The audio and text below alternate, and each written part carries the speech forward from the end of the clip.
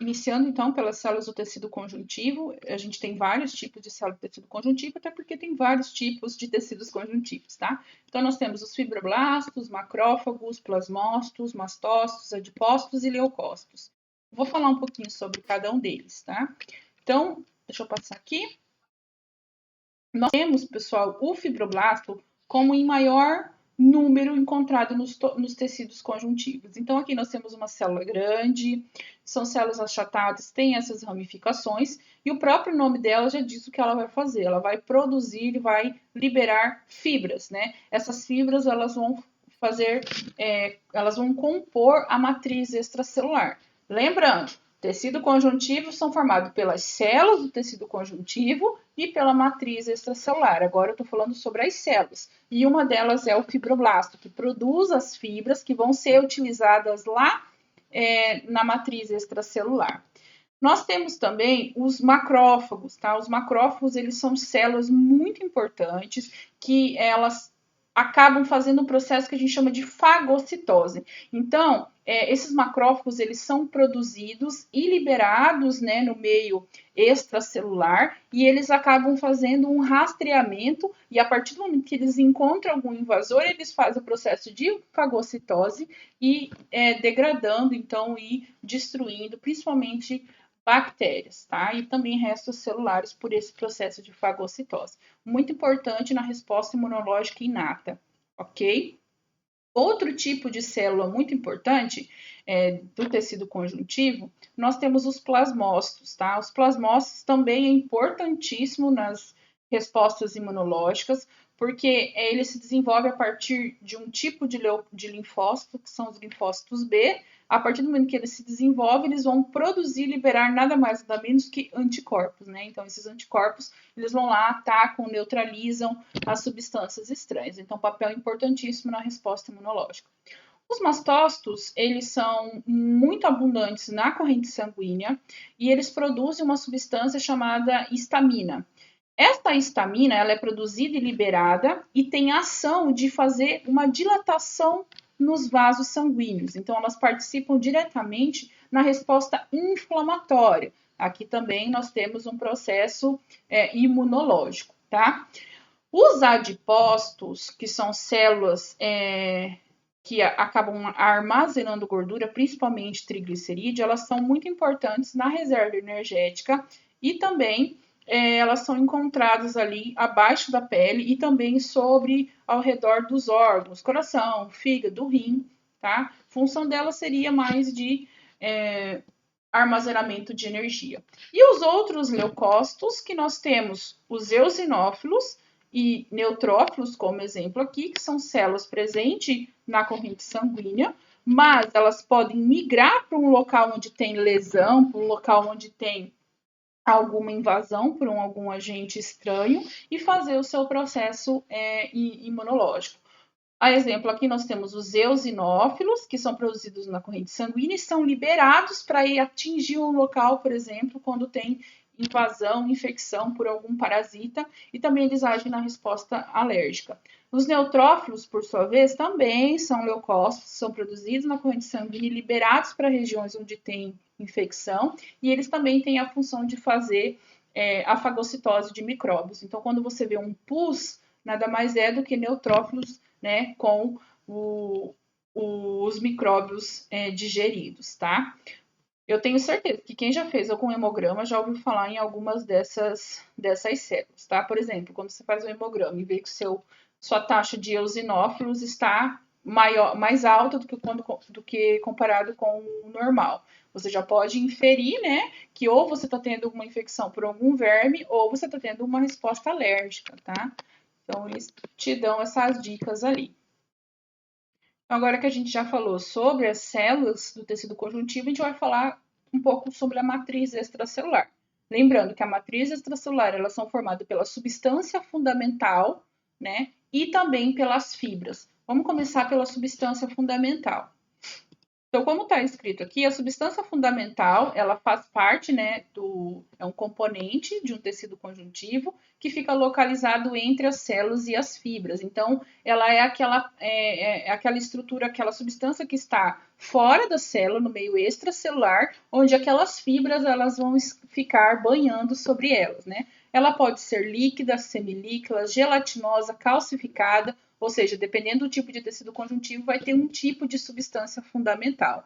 A substância fundamental, ela é aquosa e, junto com a água, ela tem uma grande diversidade de moléculas orgânicas, tá? E essas moléculas orgânicas, na grande maioria, são polissacarídeos complexados com proteínas. Não sei se vocês já ouviram falar de glicosamídeos glicanos, né, e proteoglicanos, que são tipos de substâncias orgânicas que, combinadas ali, elas têm essa função de garantir essa substância fundamental.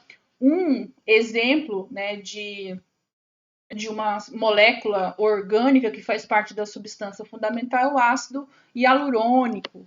Ok? O que mais? Eu pergunto para que né, serve o ácido hialurônico? Então, é uma substância que acaba servindo como lubrificante, então ela é uma substância viscosa, ela faz o processo de lubrificação das articulações, ajuda a manter o formato de células, então é muito importante ali de ter esse tipo de substância, desse ácido hialurônico na substância fundamental. Agora, pessoal, as fibras, né? Nós temos 3 tipos de fibras que são encontradas na matriz extracelular.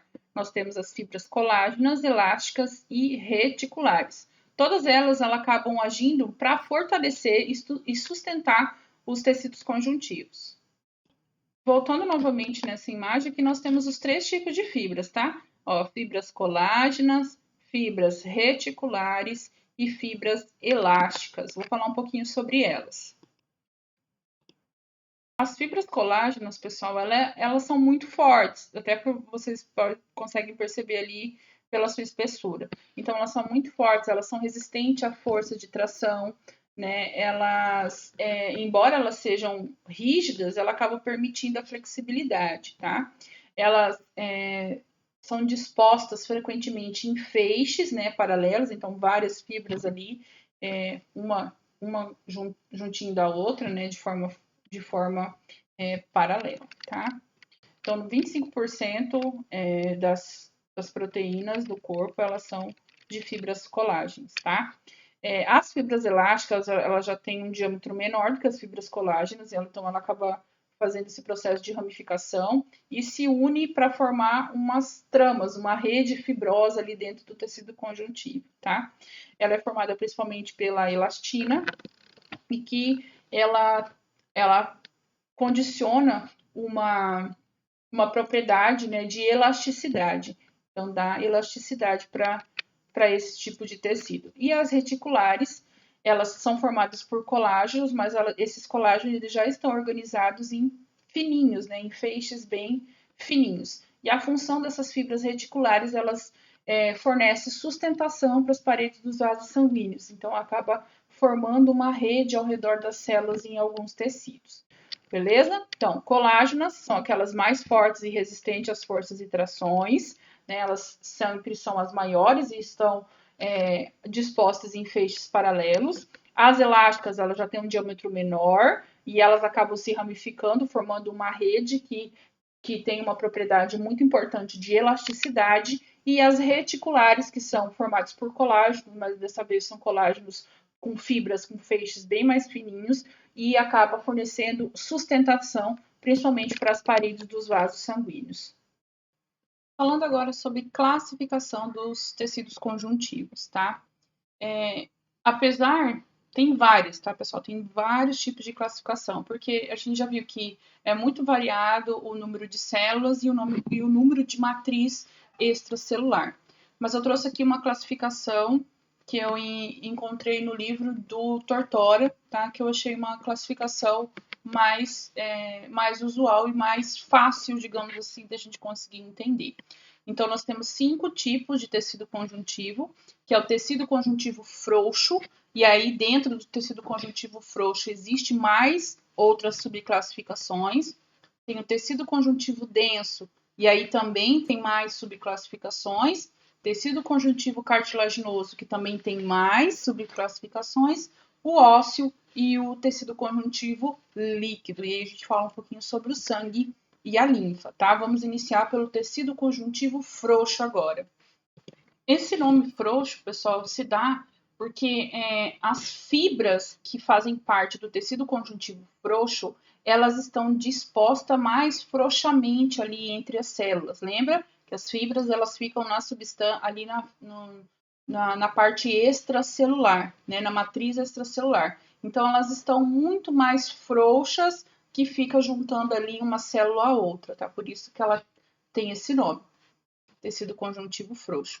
E os tipos de tecido conjuntivo frouxo são tecido conjuntivo areolar, adiposo e o reticular.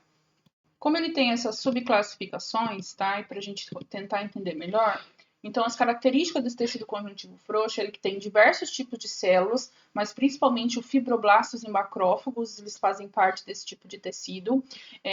Como ele é frouxo, ele tem pouca quantidade de fibras e as que tem, elas estão entrelaçadas bem fracamente. Então é um tipo de tecido mais delicado, mais flexível, é super vascularizado e ela tem pouca resistência à tração.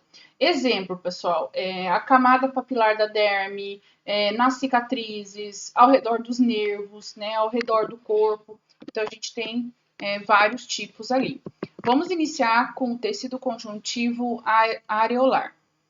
Então, aqui nós temos uma imagem do tecido conjuntivo areolar, né, que foi fazendo um corte da pele, tá? Esse tipo de tecido conjuntivo areolar é um dos tipos de tecidos conjuntivos mais amplamente distribuído, tá? Então, ele é formado por fibras que estão dispostas de forma bem aleatória em vários tipos de células, fibroblastos, macrófagos principalmente, e eles estão inseridos ali em uma substância fundamental da semilíquida, tá? Onde a gente encontra, como eu já disse, ao redor de praticamente todas as estruturas do corpo, tá? E a função desse tipo de tecido conjuntivo areolar é conferir elasticidade e sustentação, tá? Então, essa é a função desse tipo de tecido. Nessa imagem está representando que ele fica localizado mais na camada subcutânea, logo abaixo da pele, tá? Então, ali nessa região papilar, uma região mais superficial da derme da pele. Tá? Então, isso que tá mostrando aqui. Aqui nós temos já o tecido adiposo, que faz parte do tecido conjuntivo frouxo. Tá? Esse tipo de tecido, ele possui células derivadas de fibroblastos, chamadas de adipócitos. Então, são formados por adipócitos que foram derivados dos fibroblastos, tá? E esses adipócitos, eles são especializados em armazenar triglicerídeos, que é o tipo de gordura que esse tecido ele armazena, né? E a forma que ele está sendo armazenado é em uma grande gotícula que está localizada bem centralmente, tá? Então, as células, esses adipócitos, eles se enchem com uma única grande gotícula de triglicerídeo e de forma que as organelas, citoplasma e núcleos, eles são empurrados mais para a periferia dessa célula, ok? Qual que é a função? A função desse tipo de tecido é reduzir a perda de calor através da pele, ela age como uma reserva energética, ela sustenta e protege os órgãos. Nos recém-nascidos, esse tipo de tecido, ele é um tipo de tecido adiposo marrom, é diferenciado, né, porque ele tem mais mitocôndrias, então tem essa pigmentação mais amarronzada, e nos recém-nascidos, esse tipo de tecido ele serve principalmente para gerar calor e manter a temperatura adequada, a temperatura corporal adequada desses recém-nascidos, tá? Onde que é localizado, pessoal? Onde quer, né, na maior parte do corpo, abaixo da pele, na tela subcutânea, ao redor dos órgãos como coração, rim, fígado, né, revestimento aqui ao redor das articulações, atrás do bulbo do olho, na fossa orbital, então ele tem localização. Isso também depende da genética da pessoa, tem pessoas que têm tecido adiposo muito mais concentrado em uma região do que a outra, tá? Mas é amplamente distribuído. E dentro do tecido conjuntivo frouxo, nós temos por último o tecido conjuntivo reticular, tá? Se vocês pegarem livros de ensino médio, não tem essa classificação é mais usual em ensino superior, tá? Então, por isso que eu resolvi trazer para vocês, tá? O tecido conjuntivo reticular, ela é uma rede fina formada pelas fibras reticulares mesmo, tá? Que é o tipo mais fino das fibras colágenas, ok? Onde ele está localizado? Ele está localizado como se fosse um arcabouço de sustentação, tanto do fígado, do baço, dos linfonodos, da medula óssea. Ele fica ao redor dos vasos sanguíneos, ele fica ao redor ali dos músculos, e ele tem a função de ligar as células do tecido muscular liso. Então, ele acaba filtrando, ele acaba removendo células sanguíneas que estão desgastadas lá no baço e também os micro-organismos que estão na região dos linfonodos. Então, ele tem bastante função. Mas a função primordial é que ele faz aquele arcabouço dos órgãos, ele acaba fazendo como se fosse um revestimento desses órgãos, ok? Nessa imagem aqui, nós temos representando o linfonodo. Para quem não sabe, o linfonodo é uma estrutura presente no tecido linfático, onde nós temos ali uma grande produção de linfócitos que ativa e ajuda no combate a infecções. Então, faz parte também do sistema imunológico, tá? Agora a gente vai para o tecido conjuntivo denso, tá? E pela própria sentido da palavra a gente já consegue ter uma noção. Então, esse tecido conjuntivo denso, ele tem predomínio de fibras colágenas, então com isso acaba tornando muito mais resistente à tração, tornando ele menos flexível, então ele é mais resistente e menos flexível do que quando comparado ao tecido frouxo. E ele tem, dependendo do como as fibras do colágeno elas estão organizadas, ele recebe uma subclassificação. Então, nós temos ali o tecido conjuntivo denso modelado e o não modelado. Esse tecido conjuntivo denso modelado é quando as fibras do colágeno elas estão organizadas em feixes paralelos, bem alinhados, né? Feixes paralelos aqui, assim, como se fosse, né? Bem alinhados. Deixa eu pegar aqui. Alinhadinho, um paralelo ao outro, então estão muito bem organizados, então a modelada, que significa que eles estão alinhados, que eles estão organizados, então por isso que a gente diz que é um tecido conjuntivo denso modelado. Daí, por ele ter essa disposição dessas fibras, ele possui resistência à tração apenas em uma direção. Onde a gente encontra esse tipo de tecido denso modelado? Principalmente nos tendões, tá? Para quem não sabe, o tendão, ele é um cordão fibroso, tá? Que ele é formado por esse tipo de tecido conjuntivo denso modelado, que faz com que os músculos se aderem aos ossos, tá? Ou em outras estruturas. Agora, né, se os feixes das fibras colágenas ficarem igual uma trama, elas não estarem alinhadas, a gente chama ele de tecido conjuntivo denso não modelado, porque elas não estão alinhadas. Com isso, ele acaba promovendo, ele fazendo igual uma rede, né, igual uma trama, promovendo resistência à tração em qualquer direção. Por exemplo, a parte dérmica da pele, então ela é resistente, e tanto para qualquer direção, nos rins, no baço, tem esse tipo de revestimento de tecido conjuntivo já não modelado. Pessoal, agora eu vou mostrar uma imagem sobre cada um deles. Aqui no tecido conjuntivo denso modelado, a gente percebe que as fibras elas já estão dispostas, né, ela já está disposta dessa maneira, de uma maneira mais organizada, por isso que a gente chama de tecido denso modelado, tá? Deixa eu voltar aqui.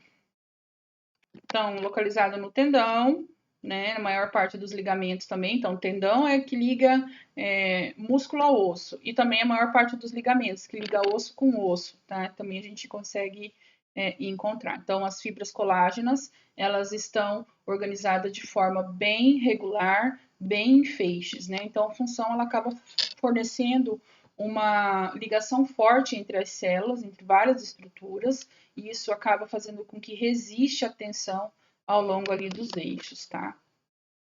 Aqui o não modelado, que também a gente já consegue perceber, somente por essa imagem, que o tecido conjuntivo não modelado é composto pelas fibras colágenas que estão organizadas de forma bem irregular, né?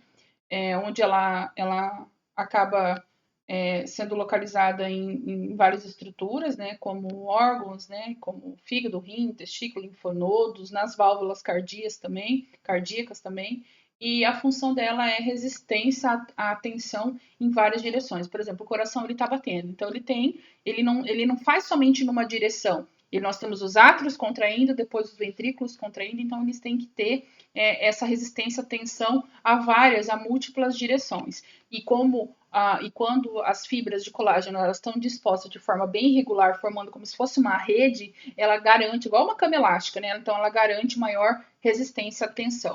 Eu falei cama elástica, pessoal, mas é somente na disposição de como ela está arranjada. Ele não tem tanta elasticidade, ele é mais resistência, tá? Do que elasticidade.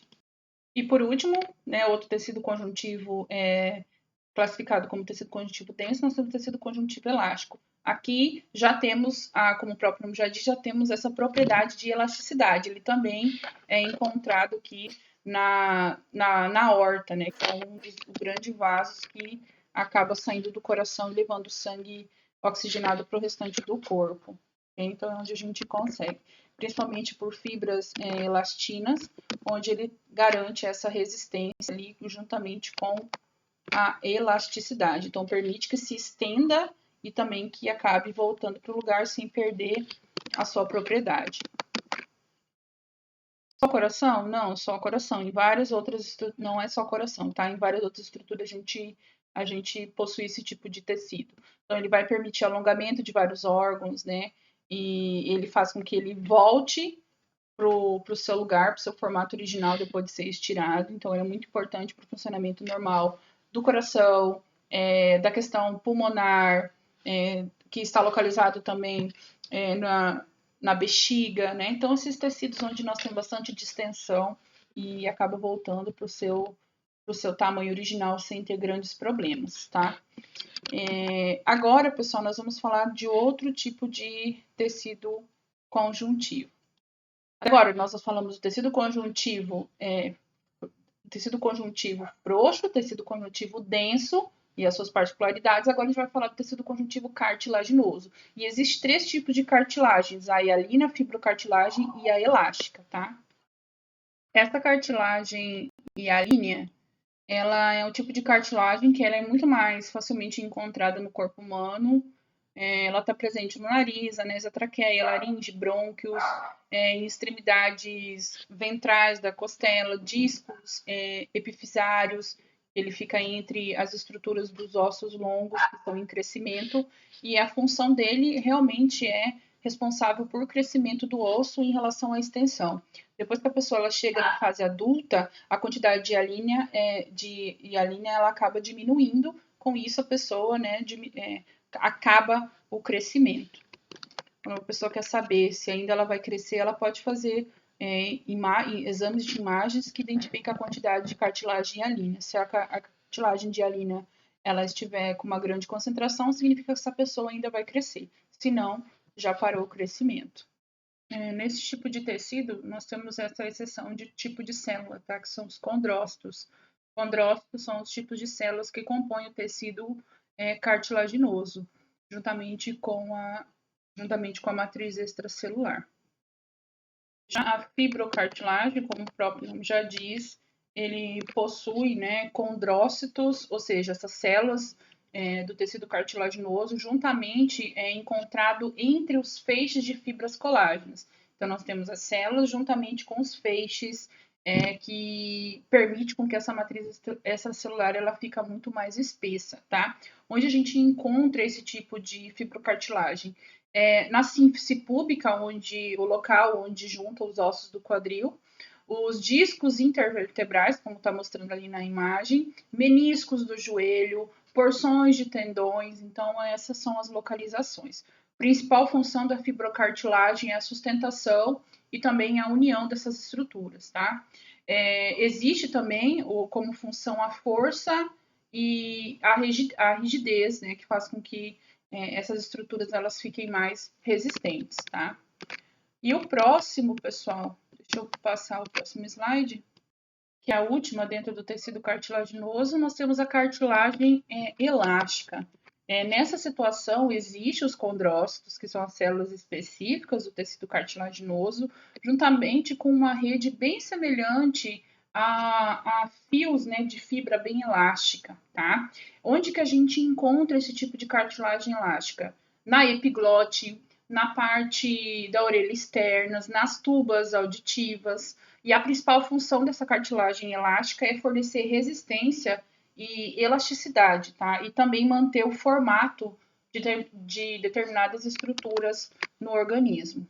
Então, só para ajudar aqui, nós temos esses tipos de tecido conjuntivo. Nós já falamos do tecido conjuntivo frouxo, do denso, do cartilaginoso, faltando apenas o tecido ósseo e o tecido conjuntivo líquido, tá? Juntamente aqui, nós já falamos, né, sobre o tecido conjuntivo frouxo, as três subclassificações, que é o aerolar, adiposo e reticular. Do denso, o denso conjuntivo modelado, não modelado e o elástico. E o cartilaginoso, a hialina, a fibrocartilagem e a elástica, tá? Agora a gente vai para o tecido ósseo. Vamos então para o tecido conjuntivo ósseo, tá? A gente já sabe que o sistema esquelético ele é formado pelas cartilagens, articulações e pelos ossos, tá? Esse sistema ele acaba fazendo com que ocorra a sustentação dos tecidos moles, proteção das estruturas e atua como músculo, né? E atua juntamente com os músculos esqueléticos, ajudando a produção do movimento, tá? Outra coisa importante é que os ossos ele armazenam minerais como cálcio e fósforo. Ele abriga dentro deles a medula óssea vermelha, que ela é produtora de células sanguíneas, e também existe a medula óssea amarela, que é um local de armazenamento de triglicerídeos, tá? O tutano, digamos assim.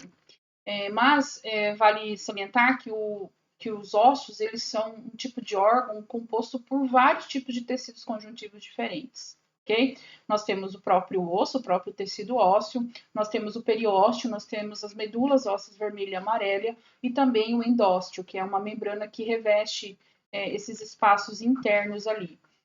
O tecido ósseo ele é classificado como compacto ou esponjoso, dependendo como a organização da matriz extracelular ela está e também das células, tá?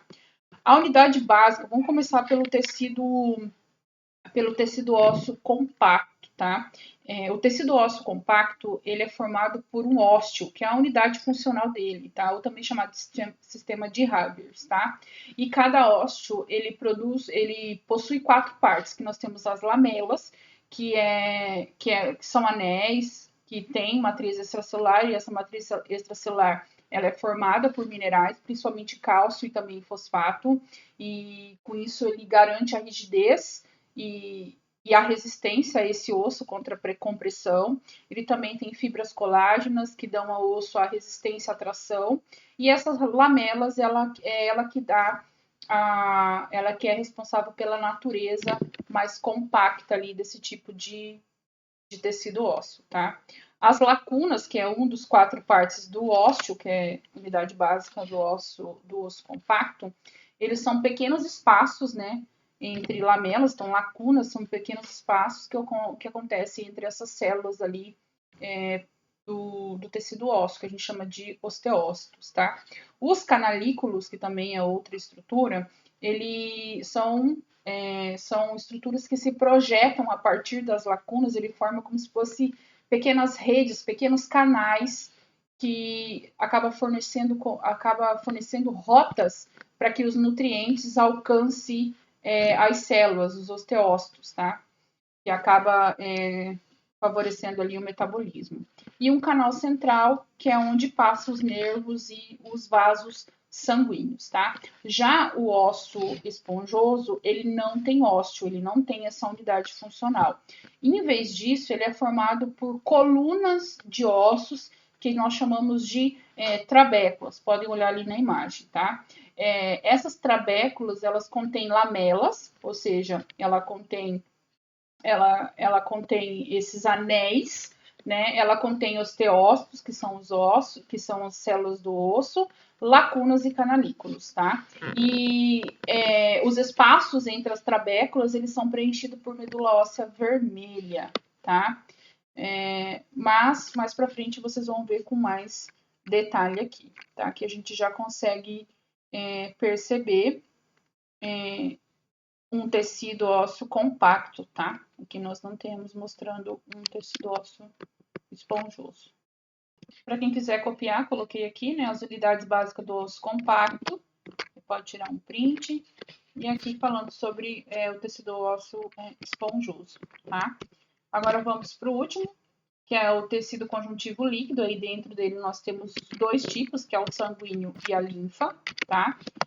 O tecido conjuntivo, né, sanguíneo, tecido sanguíneo, como está escrito aqui, é um tipo de tecido conjuntivo líquido que possui a parte líquida como sua matriz extracelular. Ou seja, o sangue é um dos tecidos conjuntivos líquidos e ele possui uma matriz extracelular líquida chamada de plasma sanguíneo. Então, o sangue ele é formado pelo plasma e pelos elementos figurados. A parte do plasma, ele é um líquido, né, amarelo claro, constituído principalmente de água, com uma grande variedade de substâncias, como nutrientes, enzimas, proteínas plasmáticas, hormônios, onde, né, gases respiratórios, íons.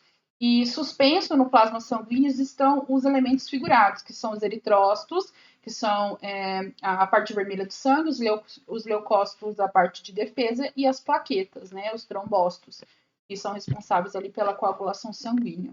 Qual que é a função dos eritrócitos, ou também chamados de glóbulos vermelhos, né? Eles acabam fazendo com que o oxigênio ele seja transportado para as células do corpo e também ajuda a remover uma parte do dióxido de carbono que são produzidas pelas células, tá? Os leucócitos, como você já sabe, já estão envolvidos com o sistema de defesa, com a imunidade, nas reações imunológicas do organismo, e as plaquetas participam da coagulação sanguínea. Em outras disciplinas vocês vão ver com mais detalhe a parte sanguínea, tá? E para fechar, nós temos a linfa.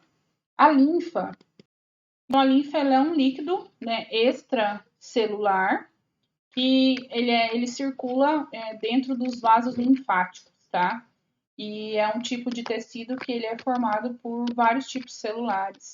Qual que é a função do tecido linfático, gente? Ele acaba removendo o excesso de líquido e acaba removendo, junto com esse líquido, ele vem substâncias, partículas indesejadas para o organismo. Então, ele também faz parte do sistema imunológico. Tudo que é filtrado tem a chance de passar por estruturas como linfonodos, onde o sistema de defesa consegue acionar e consegue eliminar antes de cair na circulação.